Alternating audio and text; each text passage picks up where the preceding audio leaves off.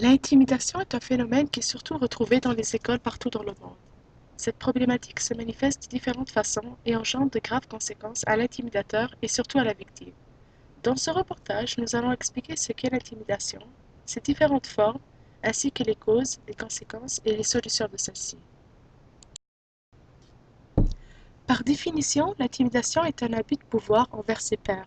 La personne qui intimide désire obtenir un sentiment de puissance alors que la victime est piégée dans une relation abusive. D'après les statistiques, l'intimidation a lieu toutes les 7 minutes et dure environ 37 secondes. Celle-ci se produit principalement à l'école où la plupart des victimes sont peu portées à dénoncer leur agresseur.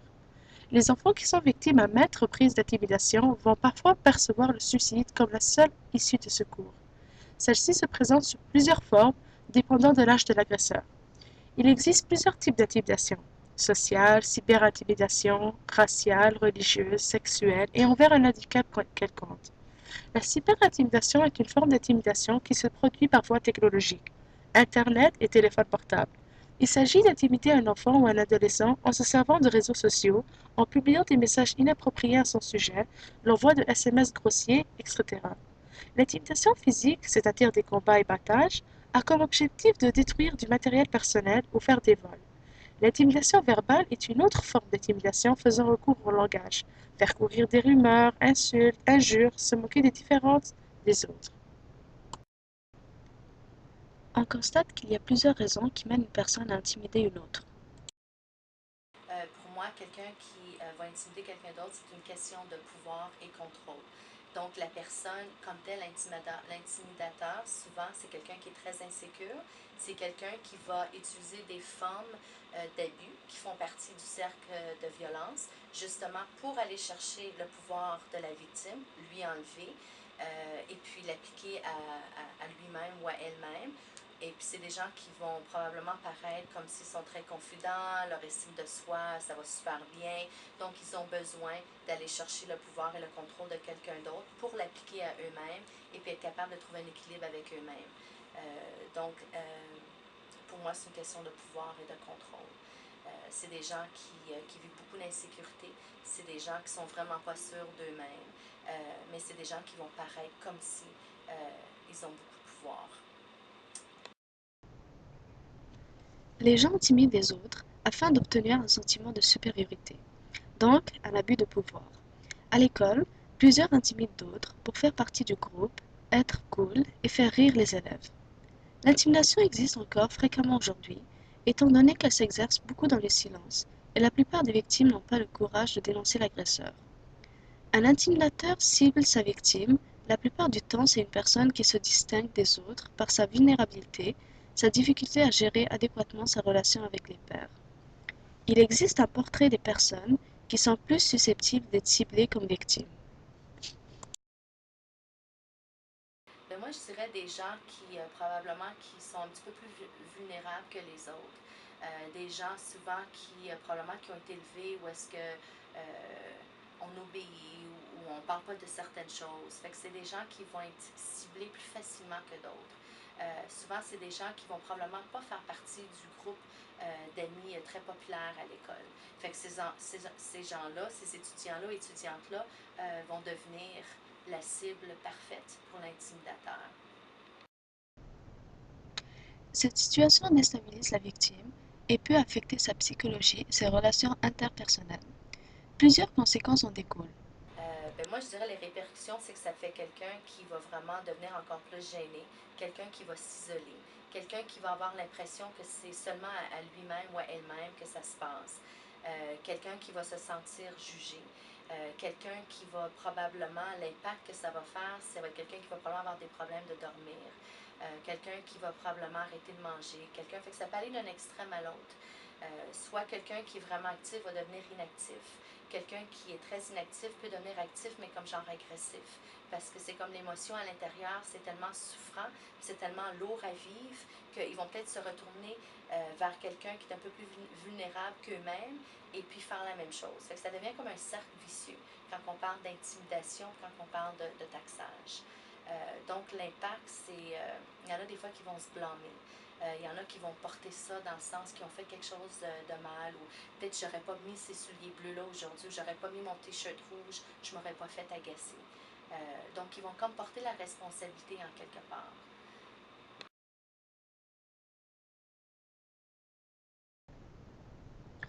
Le problème engendre donc plusieurs effets néfastes, perturbant le développement de la victime.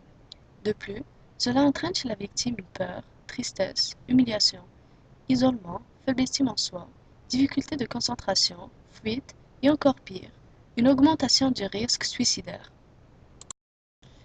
Cette problématique touche autant les enfants que les adolescents.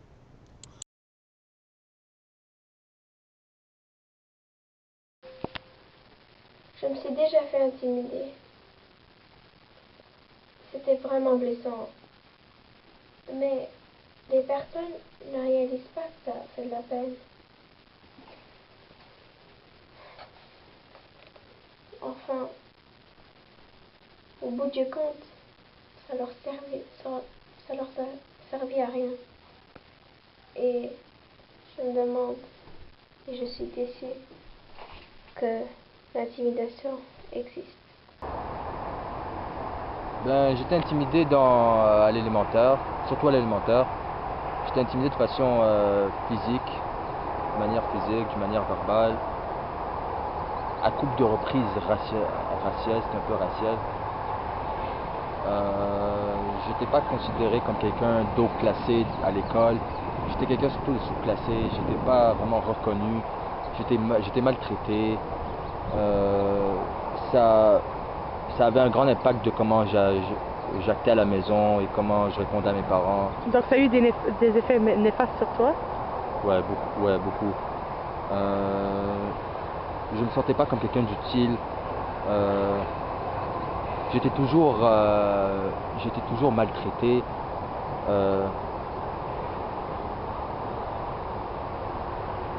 J'ai pas le goût de vraiment parler de ça. Je me suis fait intimider verbalement. Demander ma des noms comme Booger Monster quand j'étais petite. Peut-être à cause j'ai la misère à l'école.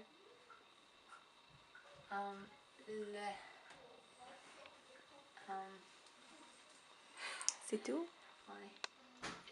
Je me sentais triste. J'ai jamais pas ça. Je me sentais rejetée par les autres. Je pensais qu'ils m'aimaient pas. Puis c'est tout. Je l'ai dit à les profs. Et je les ai ignorés. Ça l'a arrêté avec le temps. Je pense que la chose la plus importante, c'est de réagir. Les recherches remarquent que dans la plupart des situations, si les gens de l'entourage, soit la victime ou bien les amis de la victime, ont réagi par rapport à l'intimidation, à l'intérieur de 10 secondes, le comportement, donc l'intimidateur, arrête son comportement agressif. Donc, je pense que le plus important, c'est vraiment de réagir. Ensuite, c'est d'en parler. Si c'est un enfant, c'est d'en parler à un adulte. Si c'est un adolescent, peut-être d'en parler à des amis, à un professeur, à quelqu'un en qui tu as confiance, pour justement que ça l'arrête. Puis, si le fait de réagir, donc de dire à l'intimidateur que tu n'aimes pas son comportement, une fois que tu as été voir une personne à qui tu as confiance, puis que tu en as parlé, si vraiment ça l'aide pas, donc là, c'est le temps où est-ce que tu devrais demander peut-être à quelqu'un d'autre, un enseignant, un professeur, ton parent, d'intervenir pour toi si tu te sens confortable. Mais normalement, dans 90% des cas, si tu réagis par rapport à l'intimidateur, soit toi-même ou avec un groupe de personnes en qui tu as confiance, le comportement d'intimidation va arrêter. Il existe plusieurs moyens afin de prévenir l'intimidation. Vous connaissez le slogan Speak Up, parlez haut. Aussi, vous pouvez parler à ces gens qui vous intimident, vous les demandez pourquoi vous m'intimidez, vous leur demanderez c'est quoi leur intérêt. Et vous, quelle a été votre solution? J'ai parlé avec eux. Puis je les ai demandé pourquoi faisiez-vous cela, c'est quoi votre intérêt, c'est quoi votre intérêt que vous allez remporter dans le futur. Et maintenant, est-ce que tout s'est réglé? Tout est réglé. Est-ce que la victime d'intimidation devrait dénoncer son agresseur? Moi, je dirais un gros oui capital, O-U-I. C'est sûr, aller dénoncer, c'est reprendre son pouvoir. Aller dénoncer, c'est remettre la responsabilité à l'abuseur. Quand on est victime de différentes formes d'abus, c'est jamais notre faute. On ne nous a pas demandé la permission. On nous a fait ce qu'on a fait. On nous a fait subir qu'est-ce qu'ils ont voulu. C'est jamais notre faute. Toujours remettre la responsabilité à la personne qui a fait, dont l'intimidateur dans ce cas ici. Oui. L'autre question. Il y a plusieurs moyens pour venir en aide à une personne victime d'intimidation, mais je pense que ce qui est le plus important, c'est, surtout pour un adulte, de se rappeler de prendre toutes les plaintes qui sont émises sérieusement, puis de vraiment écouter la personne qui vient de parler. Donc, d'après ces intervenants sociaux, étant donné la gravité de la situation, notre société devrait être en mesure d'instaurer davantage de systèmes d'intervention contre l'intimidation.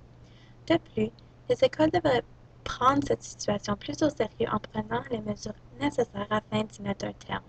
Par exemple, rétablir des règles clairement définies, récompenser la bonne conduite, utiliser un temps d'arrêt ou retrait de privilèges pour des comportements inappropriés. D'après le programme de prévention contre l'intimidation du Centre des ressources communautaires d'Ottawa-Ouest, de renforcer le message que l'agression n'est pas acceptable et donner l'exemple de bonnes relations à la maison. Ainsi, aider l'enfant à identifier et exprimer ses émotions et lui faire comprendre l'importance de dénoncer son agresseur. Ensemble, il est possible de faire une différence pour ne pas laisser encore plus de personnes subir les cicatrices de l'intimidation qui dure toute une vie.